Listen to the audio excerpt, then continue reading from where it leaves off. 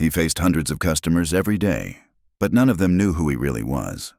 Just a man scanning barcodes and giving change. Or so they thought. Welcome to the Human Stories. Before we begin this story, tell us in the comments what city you're watching from, and if you believe stories like this deserve to be remembered, hit that subscribe button and help keep these stories alive. In the heart of Miami, under the fluorescent lights of the Walmart on Sunset Drive, the same story repeated every morning. The rattle of shopping carts, crying children, the beep-beep of registers, and in the middle of this chaos, at checkout lane 3, sat a man in silence, Robert Williams, 72 years old, gray-haired, shoulders slightly slouched but posture still straight, wearing his blue Walmart uniform, glasses perched on the tip of his nose, hands bearing the experience of years. Every morning at exactly 6:45 a.m., he'd arrive, take his apron from the locker, and move to his register. 8 years. For 8 long years, he'd worked at the same checkout. He encountered an average of 300 customers daily. He looked at each of their faces, took money from each of their hands, said, "Have a good day" to each of them, but none of them knew who he really was.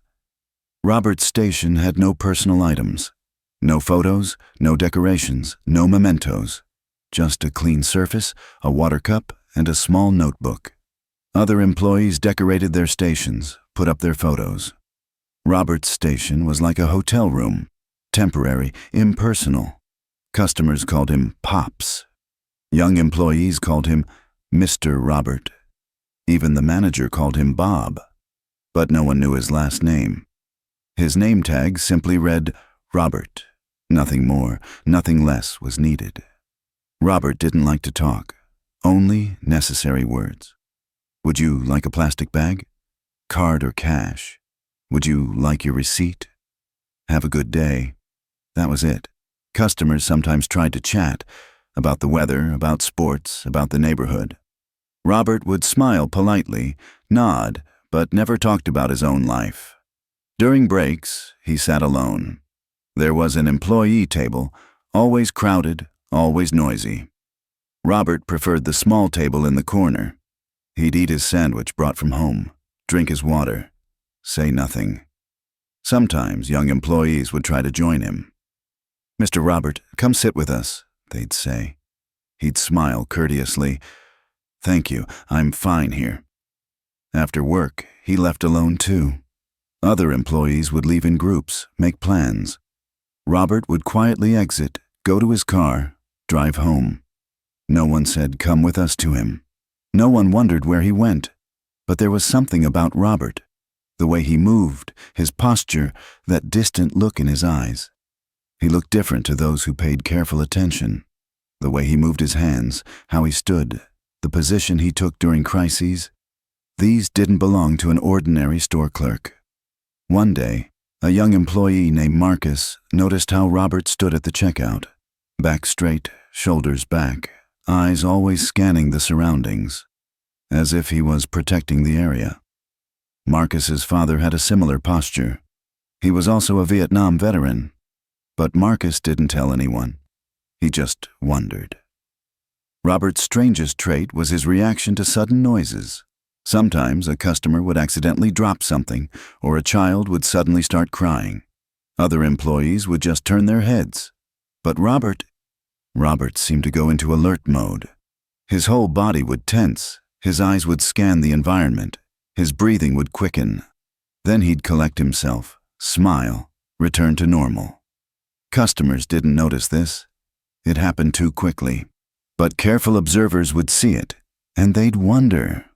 For 8 years, Robert had worked this way. He'd never taken a day off. He'd never been sick. Only once on Memorial Day, he hadn't come to work. The manager had called him, worried. Robert had simply said, "I had somewhere important to be." He gave no other explanation. That day, other employees had wondered where Robert went, but no one dared to ask. Robert's life was like a mysterious book, only a name on the cover. The contents completely closed. Dr. Patricia Anderson was an experienced doctor working at Miami Veterans Hospital. At 45, she was a stern-looking but soft-hearted woman. She came from a military family. Her father was a Korea veteran. Her older brother had served in the Gulf War. She'd spent her childhood on military bases. She recognized military bearing, military discipline. She'd been working with veteran patients for 20 years. PTSD, war wounds, trauma, she'd seen it all. And over time, she'd developed a skill. She could recognize veterans, how they walked, how they sat, how they scanned their surroundings. These were different from civilian people. That Thursday, Dr. Anderson had come to Walmart for her regular shopping. She had no time to cook at home. She was going to buy ready-made meals. In her cart were frozen pizza, salad, fruit juice, simple shopping. When she reached the checkouts, the shortest line was at Register 3. An elderly man was working there. Dr. Anderson got in line, took out her phone, started checking her messages. But something caught her attention. The cashier's posture. Back straight, shoulders back, head high. His eyes were constantly moving, looking at the customer, then scanning the surroundings, then back to the customer. This movement pattern was familiar to Dr. Anderson. When her turn came, the elderly man looked at her. His eyes, she recognized those eyes. Eyes that had seen much, experienced much, like the eyes of the patients at the hospital. "Good afternoon," the man said quietly. His voice was low, calm, controlled. "Good afternoon," Dr. Anderson said. The man began scanning the barcodes. His movements were precise, exact. His hands weren't shaking. He made no unnecessary movements. Everything was calculated, everything was controlled. Dr. Anderson was watching him carefully. She saw a thin line on the elderly man's arm. Very faint, but it was a tattoo mark. He wore a shirt over it. Most of it wasn't visible. But Dr. Anderson's experienced eyes had noticed. "Total is $18.45, the man said. Dr. Anderson handed over her card. "Excuse me, but what's your name?" The man stopped. For the first time, truly the first time, he looked up at her. That look, it was hiding something deep down. "Robert," he said briefly. "Robert." Dr. Anderson waited. "Just Robert," the man said. He processed the card, the receipt printed. As Dr. Anderson took the receipt, she asked, "Do you have a military background?" Robert's hand froze while holding the receipt. His face suddenly tensed. His eyes were scanning Dr. Anderson. Threat? Or just curiosity? "Why do you ask?" His voice came out harder. "I work at Veterans Hospital. I recognize your bearing. I encounter people who stand like you every day." Robert was silent for a long time. The line behind him was getting longer. Other customers were getting impatient. "A long time ago," he said finally. "A very long time ago." Dr. Anderson didn't insist. She took the receipt, thanked him, left. But she couldn't get him out of her mind.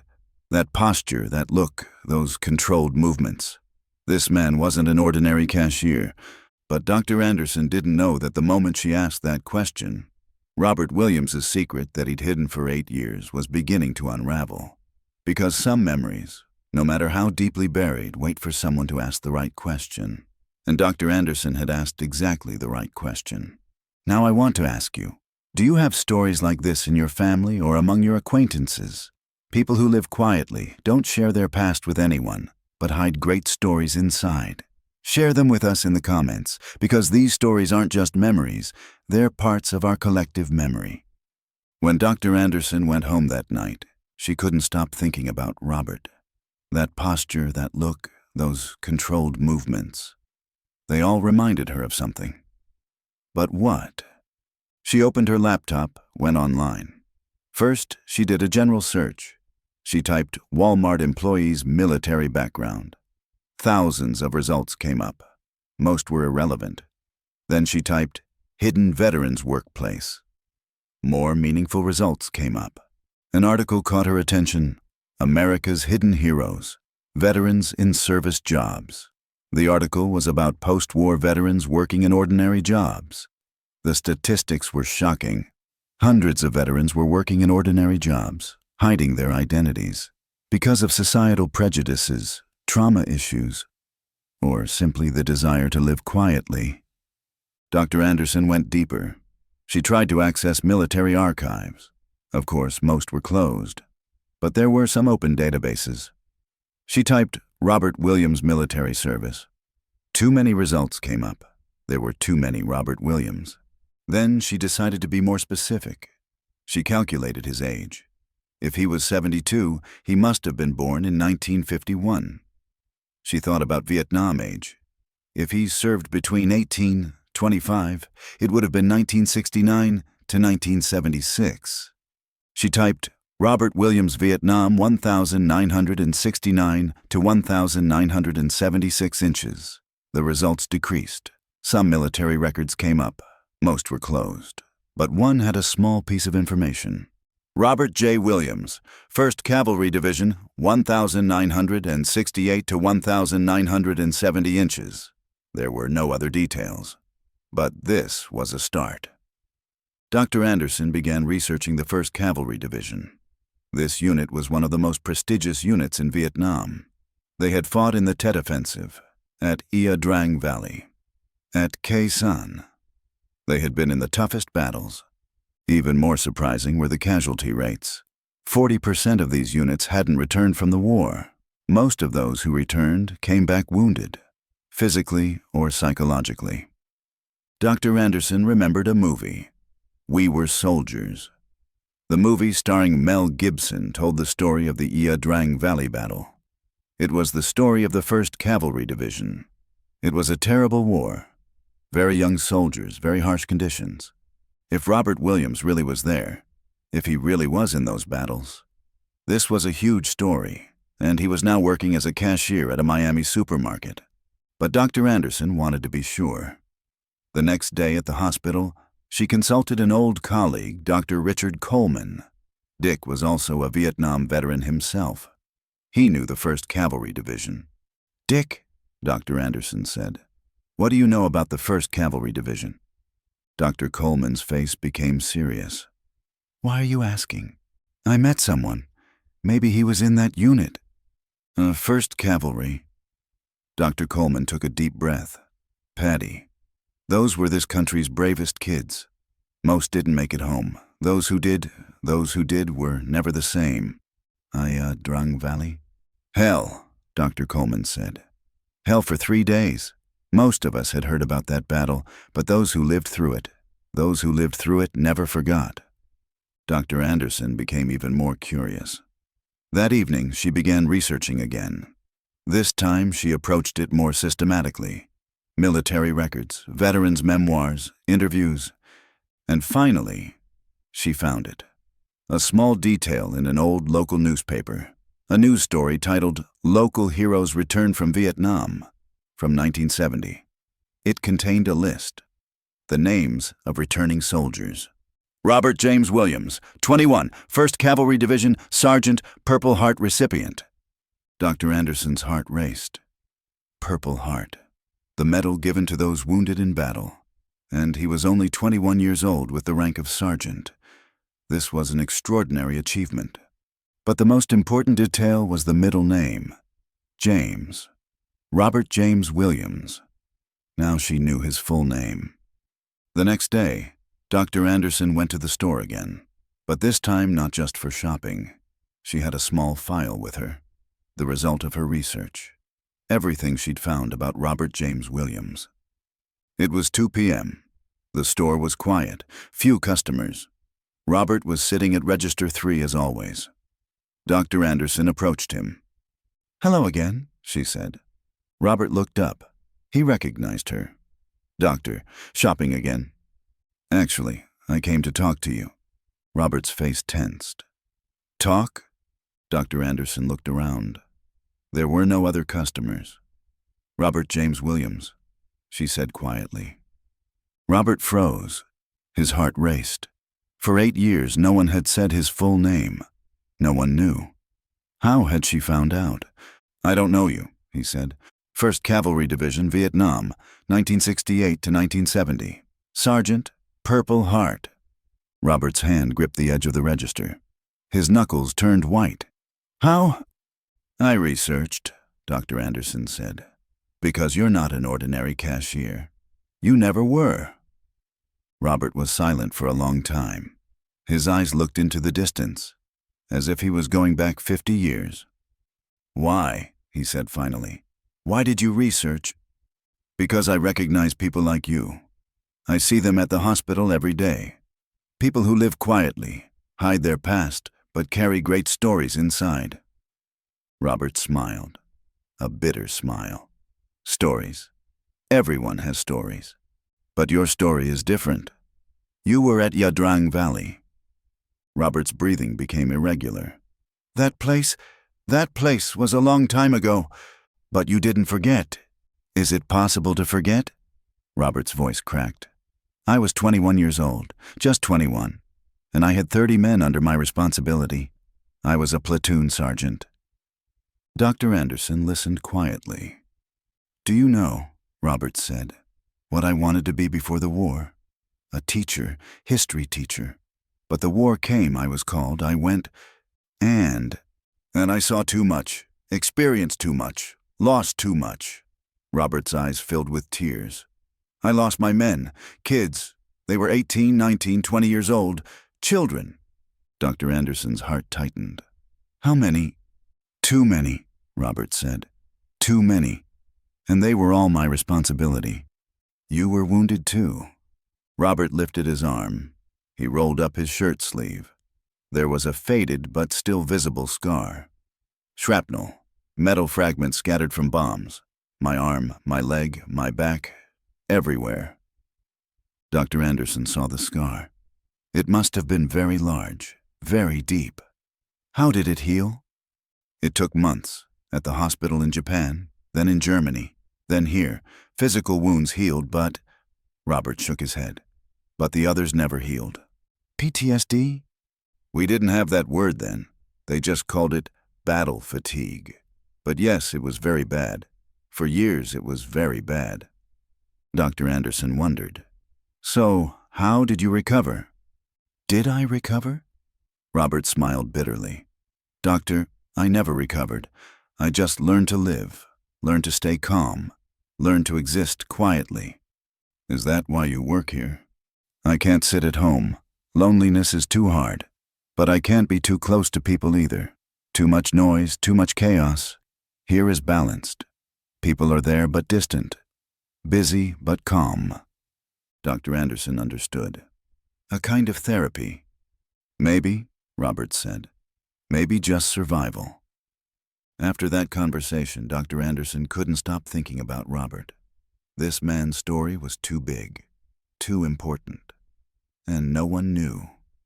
The next day, she told everything to her colleague, Dr. Coleman, at the hospital. Dick listened, nodded. Patty, he said, this man is a hero, a real hero, and no one knows. But he doesn't want it. He wants to stay hidden. Of course he wants to. Most of us do. But sometimes people need to know. Dr. Anderson was undecided. She didn't want to violate Robert's privacy, but at the same time she didn't want this story to be lost. A week later, she went to the store again. She saw Robert, got in line. Hello, Robert, she said. Doctor, more research. No, this time I just want to talk. Robert hesitated. Talk? I want to make you a proposal. A proposal? At the hospital, we're starting a program for veteran patients. Veteran mentoring. Experienced veterans talk to newly returned young people. They help them... Robert's face became serious. I don't like to talk. You don't have to talk. Just being there is enough to show them that it's possible to survive, to recover. Robert thought for a long time. Who said I recovered? You did. You've been working here for 8 years. Disciplined, reliable, calm. This is a sign of recovery. But you still suffer. I know, but this isn't weakness. This is strength. To continue living despite suffering is strength. Robert thought. The young people, do they suffer a lot too? Yes, just like you suffered. And knowing that someone like you understands them is very important for them. Robert nodded. I'll think about it. A week later, Robert gave his answer. I'll do it, but I have conditions. What are they? I never tell stories. I never give details. I just exist there. I listen. If necessary, I say a word or two. Okay? And no one says anything to the media. No newspapers, no television. Okay. And I don't leave here. I continue working. Of course. That day, Dr. Anderson went to the hospital director. She told Robert's story. The director was shocked. Really? The cashier at Walmart? Yes, and he wants to volunteer. Perfect. When can he start? Next week. Robert's first day at the hospital passed quietly. The veterans unit was full of young people who had experienced trauma. Young soldiers returning from Iraq, Afghanistan, Syria. They all had different wounds, but their eyes were all the same. Pain, loss, hopelessness. Robert introduced himself. I'm Robert. I'm also a veteran, if you have questions. At first, the young people were distant. What could this old man understand about modern warfare? But Robert didn't try to talk. He just existed there. He listened. He waited. The first connection was made with a young soldier named Tyler. Tyler was 23, a Marine returning from Afghanistan. He'd been wounded in an IED, roadside bomb explosion. He'd lost his leg, and he was very angry. No one understands, Tyler said. No one knows what it's like. Robert listened quietly. Then he answered briefly, I know. How do you know? Were you ever in war? I was. Where? Vietnam. Tyler stopped. Vietnam. The legendary war. He'd heard stories from his grandfather, but was this old man in that war? What unit were you in? 1st Cavalry. Tyler's breath caught. He knew the 1st Cavalry Division. It was a very famous unit. Were you at Drang? Robert nodded. I was there. My God. Tyler got excited. That place, that was very hard, wasn't it? It was very hard. How many did you lose? Robert was silent for a long time. Too many. Tyler understood. This conversation needed to end, but a connection had been made. This old man truly understood. Weeks passed. Robert came to the hospital regularly. Monday, Wednesday, Friday. After work, 2 hours. He just existed there. He didn't talk, but his presence was very important. The young veterans began to get used to Robert. They began calling him Sarge, because he had lived through a much harder war than them and had remained standing. This gave hope. One day, a young female soldier named Sarah approached Robert. Sarge, she said, can I ask you a question? Ask. Does the pain ever end? Robert thought for a long time. It doesn't end, but it changes. How? At first it's very sharp, then dull, then it's just there. It never goes away, but you get used to it. Sarah nodded. So, how did you continue living? Daily goals, small things. Wake up in the morning, shower, go to work, go home. Don't think about the big picture. Just that day. Is that enough? Sometimes not. But you keep trying. Sarah smiled. For the first time, she really smiled. Thank you. Robert smiled too. You're welcome. Dr. Anderson was seeing Robert's impact at the hospital. Young veterans respected him. They listened to him. And more importantly, they were getting better. But still, no one at the store knew who Robert really was. This bothered Dr. Anderson. One day, she decided to talk to store manager Brad Coleman. Brad was in his 40s, well-meaning but somewhat indifferent. He knew his employees, but didn't get deeply involved. Brad, Dr. Anderson said, what do you know about Robert? Bob, good worker, reliable. Why? Have you ever wondered about his past? Brad shrugged. Everyone has a past. I only care about the present. What if that past was very important? Brad paid attention. What do you mean? Dr. Anderson told everything. Robert's real identity, his war past, his Purple Heart medal, his volunteer work at the hospital. Brad was shocked. Are you serious, Bob? I mean Robert, really? Yes, and he never told anyone for 8 years. Brad shook his head. Wow, we never knew. What do you want to do now? Brad thought. I don't know. I don't know what I should do. Maybe just show more respect? Of course, but how? I can't say, hey Bob, I learned you're a hero. Dr. Anderson smiled. Maybe it doesn't need to be that direct. The next day, Brad went to Robert. Bob, he said, can I talk to you? Robert was curious. Sure. Well, I know that you're a very special person. Robert frowned. I don't understand. Your past, your service, very important things. Robert understood. Dr. Anderson had told him, no one needs to know. But we want to know, just to understand you better. Robert thought for a long time. Let the past stay in the past. I'm here now. That's enough. Brad nodded. Okay, but know that you're very valuable here, not just for your work. You're valuable for who you are. Robert smiled. Thank you. From that day on, the atmosphere at the store changed a little. Everyone behaved the same way, but a little more respectful, a little more careful, a little more grateful. Months passed. Robert continued both working at the store and volunteering at the hospital. 2 different lives, but the same man. Cashier during the day, mentor in the evening.